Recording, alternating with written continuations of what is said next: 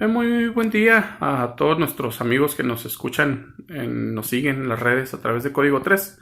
Sin mayor preámbulo, entramos a el video del día de hoy. Me encuentro aquí en el consultorio del psicólogo clínico Mario Astorga, aquí en Ciudad Juárez. Comentar una serie de temas que estamos viviendo de actualidad en este momento, donde lamentablemente nos damos cuenta que sobre todo la cuestión de la violencia intrafamiliar ahora con la pandemia y el encierro empieza a generar algunos problemas. Empezaremos preguntándole al señor Astorga en relación a esto, cuáles son, o cómo se origina o cómo se da o qué consecuencias hay, sobre todo en la cuestión de lo del encierro. Mucha gente así lo está viendo como un encierro forzoso y esto pues de alguna u otra manera tiene repercusiones en nuestra conciencia, en nuestro psique o desde el punto de vista psicológico.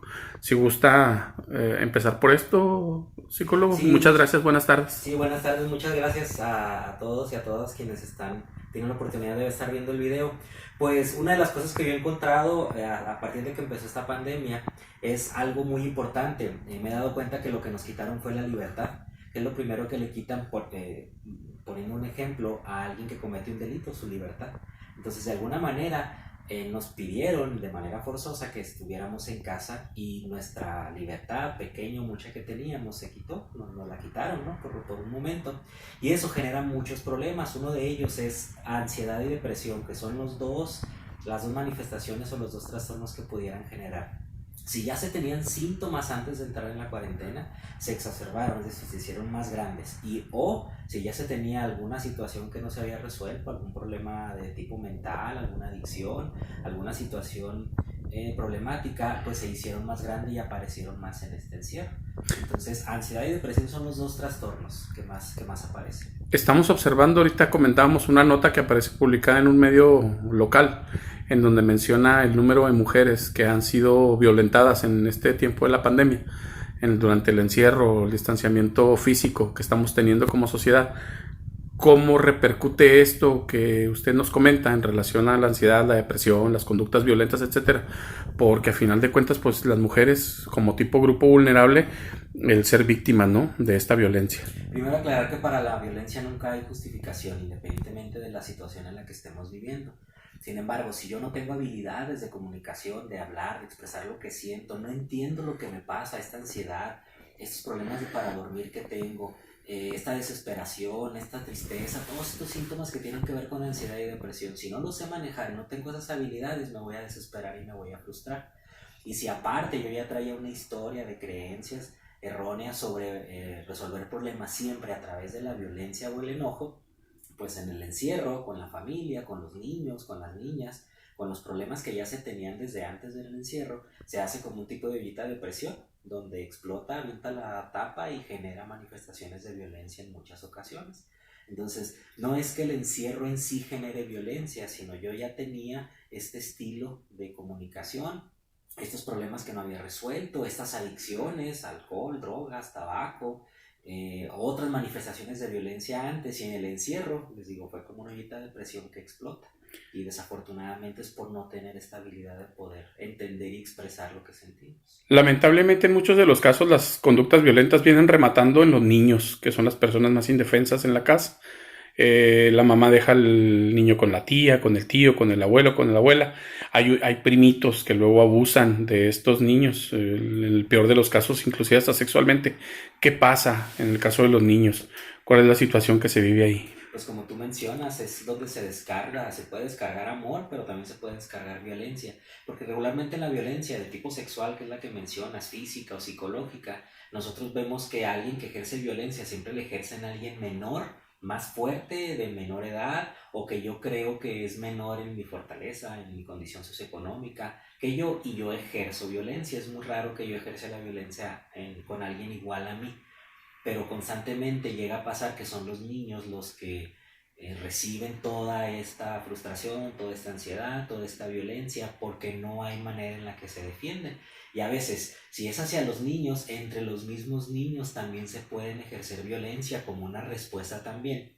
Y entonces papá a mamá, mamá a los hijos puede ser, o papá también a los hijos, y luego el mayor al menor, al del medio, y luego el del medio al menor, y se hace como una escalerita. Entonces se va reproduciendo porque no hay esta habilidad y esta capacidad de poder resolver estos problemas. Se restringió hasta cierto punto la venta de alcohol. Ujú. Hasta las 6 de la tarde cambió el horario, cuando antes era hasta las 9 o 10 de la noche, precisamente para evitar este tipo de cuestiones. Nos damos cuenta que muchas de las ocasiones la gente pues compra más para estar, por decirlo, prevenidos ante la falta de la cerveza, al grado tal que ahorita estamos viendo en notas nacionales que ya está escaseando la cerveza en varios puntos del país. ¿Cómo incide el consumo de la cerveza, el alcohol, la droga, etcétera, en estas conductas que lamentablemente se están presentando aquí en la ciudad y creo yo que pues en todo México y en todo el mundo, ¿no? Sí, pues es un factor de riesgo el alcoholismo o cualquier otro consumo de sustancia. Es un factor de riesgo porque eso hace que si yo estaba con poca habilidad de manejar mi frustración, mi enojo, mi ansiedad, mi depresión, con el alcohol lo que hace es como abrir las puertas a todo esto. Obviamente se abren las puertas de manera negativa y se repercute en esto que veíamos ahorita, las conductas violentas. Pero también, si se restringe y alguien tiene una dependencia al alcohol, el síndrome de abstinencia, que esa ansiedad extrema por querer consumir, hace que me desespere, no piense bien, no me concentre y ejerza violencia. Entonces, si te fijas, esos son los dos polos, si consumo y si dejo de consumir también. Sobre todo en personas que tienen esta predisposición al alcoholismo o a la dependencia al alcohol, que ya traían desde antes. Es muy difícil que alguien esté padeciendo este síndrome a partir de la cuarentena. Es porque ya tenía estos antecedentes. ¿Cuáles son los riesgos o qué es lo que implica el que, porque se está anunciando que hasta el 1 de junio puede durar esto, en caso de que sea rápido? ¿Qué riesgos implica o qué situaciones de peligro, por llamarlo de alguna manera, hay en que continúe este aislamiento y este encierro, doctor? Pues el hecho de que me desespere, de que no sepa manejar esto que siento, que en la familia no se resuelvan esos problemas y se explote de forma violenta o con el excesivo consumo de algún tipo de droga o alcohol. Entonces sí es el riesgo porque te digo, como te dije al principio de la entrevista, nos quitaron nuestra libertad de alguna manera y aunque es para nuestra protección, mis recursos no me llevan a que acepte el hecho de tener que estar encerrado, entonces voy a descargar con quien tengo a la mano. Hay mucho riesgo de que se pueda manifestar más violencia, más ansiedad y más depresión si no se busca el apoyo o si no se le apoya a esas familias que pudieran necesitar ahorita desahogarse, hablar, platicar, incluso el que alguien les explique que lo que les pasa es una situación que muchos podemos estar padeciendo. A veces esa información es suficiente para que la persona vaya entendiendo lo que le pasa porque cree que nada más a ellos les pasa. Muy bien.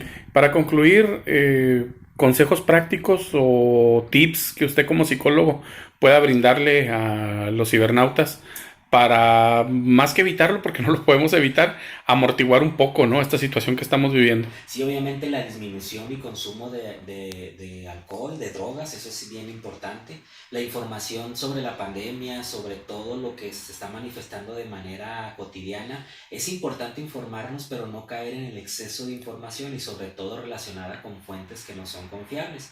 Entonces, durante el día pueden informarse, tomarse unos minutos para informarse, puede ser en la mañana sobre cómo está la situación, si es que les interesa, y luego no volver a tocar el tema para que entonces no sature mi cabeza y mi mente, tanto la mía o la de mi familia, con la excesiva información, que eso genera miedo y genera ansiedad.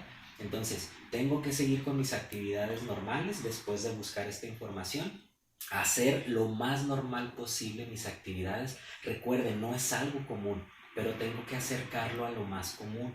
Entonces hay que hacerlo, hay que seguirse divirtiendo, seguir haciendo ejercicio, el que usted quiera, no importa que sea un ejercicio intenso, un ejercicio leve, pero que sea un ejercicio que disfrute, que le guste, porque no puede hacer un ejercicio que no le guste porque le va a causar más ansiedad y más estrés. Regularizar los horarios de sueño, tratar de regularizarlos, eso ayuda mucho. No utilizar antes de dormir, si ya se tiene insomnio, pantallas, televisión, celulares, tabletas, porque lo que hacen las luces de las tabletas es generar que mi cerebro se despierte. Hay una sustancia que se llama melatonina que la produce mi cerebro en la noche para dormir. Entonces lo que hace la luz es dejar de producirla en mi cerebro y me mantiene despierto. Y es por eso que me duermo tarde. Entonces los horarios de comida, las tareas de los niños, hacerlo dentro de los horarios más comunes sin dejar el tiempo libre para convivir en familia, para divertirse, para reírse y hablar de otros temas que no tenga que ver con esto.